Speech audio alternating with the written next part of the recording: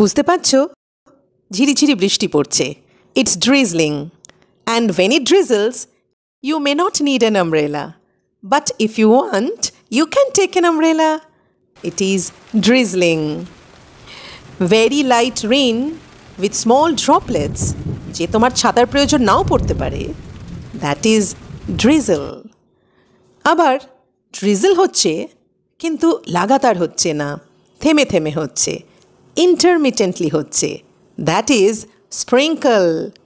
আবার অল্প সময়ের জন্য ভীষণ বৃষ্টি হচ্ছে, intense burst of rain, that is shower or cloudburst.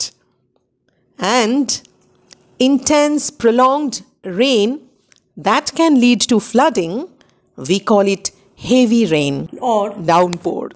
A storm characterized by heavy rain, possibly with thunder and lightning, we call it rainstorm.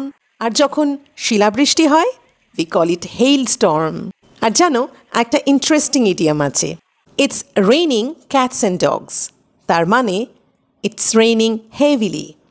আরেকটা proverb, when it rains it pours.